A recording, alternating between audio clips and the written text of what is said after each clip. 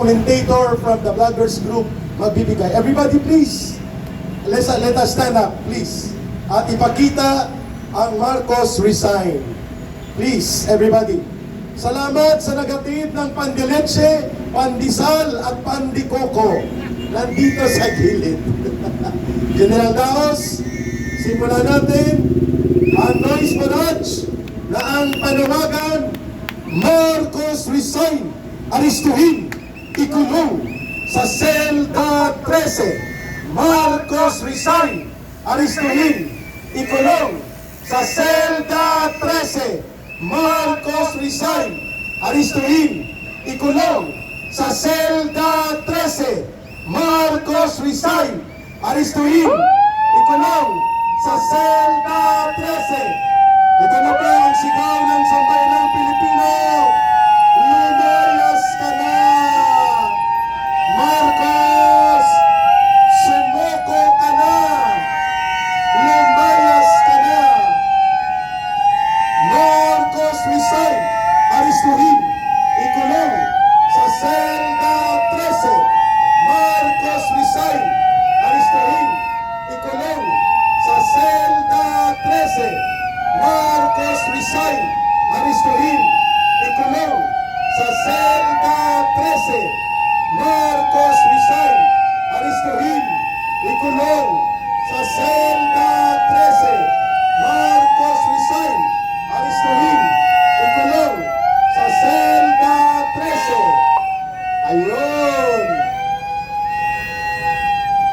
Mga kababayan, kahit tayo ay hindi umabot ng 1,000, mga 900 lang tayo ngayon, ang importante, ito ang tamang dapat gawin.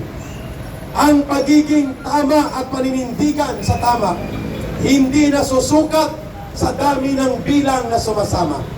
Tama? Importante, ginagawa natin ang tamang dapat gawin. At ang tamang dapat gawin, manindigan at manawagan. Sa panahon na ito, ang lahat ng sindikato, mga kriminal at alipores na nakapaligid kay Marcos Jr., lahat sila mawawala kapag si Marcos ay makukulong at maaresto. Kaya ang panawagan ng sambayanang Pilipino, Marcos, sumuko ka na! Ulitin nyo. Marcos, sumuko ka na!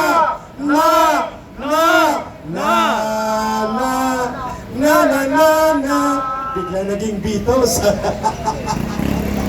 Pakinggan natin ang political blogger na makikipagkaisa sa panawagang Marcos resign, aristuhin at ikulong. Bakit nararapat? Bakit ito ay dapat gawin sa pinakamadaling panahon? Magandang gabi po mga kababayan.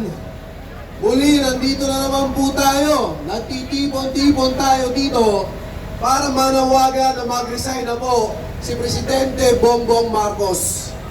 Hanggat hindi ho sumasailalim sa hair follicle drug test si Marcos Jr., hindi po tayo aalis dito. Kung kinakailangan po na araw-arawin natin to, ay gagawin natin ito. Hindi po tayo po pwedeng pamunuan ng isang drug addict na presidente. Alam na naman ho, pagka drug addict, marami hong mga desisyon ang hindi napapagdesisyonan ng tama. At sa pagkakataon hong ito, siya ho ang Pangulo ng bansa. Baka ho makapagdesisyon ang Pangulo na ito at madala tayo sa gera. Hihintayin pa ba natin ito, mga kababayan? Wakasan natin ang korupsyon sa administrasyon ni Bongbong Marcos. Ang pinakang-korap na administrasyon sa kasaysayan ng Pilipinas. Akalain nyo ilang bilyon ang kailangang i-deliver sa kanila buwan-buwan.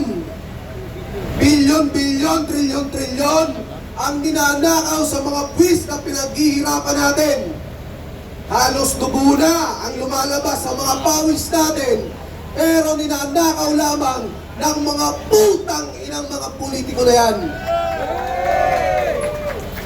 Hindi po tayo papayag ng ganito.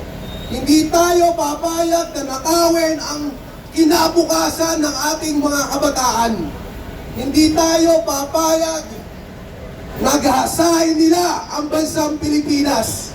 Baka po pagdating po ng 2028, wala na ho tayong budget, wala na ho tayong pera. Paano na? Saan tayo kukuha? Uutang na naman. Ang laki-laki na ng utang ng bansa natin. May nakita ho ba tayong magandang proyekto ni Bongbong Marcos? Meron daw, pag nanakaw. Alam nyo kasi mga kababayan, hindi sana masama na umutang kung may nakikita ka ng mga proyekto. Maraming pagbabago, pero sa ngayon wala. Ang marami yung ninanakaw sa kapal ng bayan natin at idinadala, nilalagay sa maleta para i-deliver sa mga putang ng mga politiko na yan. Hindi ho tayo papayag ng ganon, mga kababayan. Noong nakaraan ho, nandito rin tayo, noong nakaraan taon. Nandun din tayo sa Villamor na dinala ho nila si Pangulong Duterte doon sa Dahig. At ngayon, sana ang panalangin ng sambayanang Pilipino ay mapagbigyan na ang interim release ni Pangulong Duterte.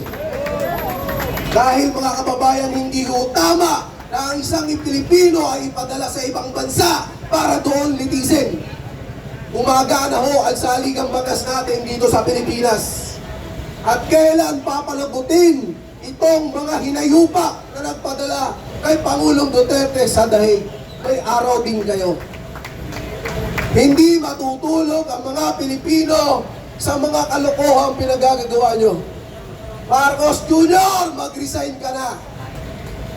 Ito ang panawagan ng sambayan ng Pilipino. Sa mga nanonood po, sa mga vloggers natin ngayon, sa mga social media, huwag ho tayong tumigil sa ating mga panawagan para pag-resignin si Marcos Jr. at maipalit natin ang ikalawang Pangulo, si Vice President Inday Sara Duterte.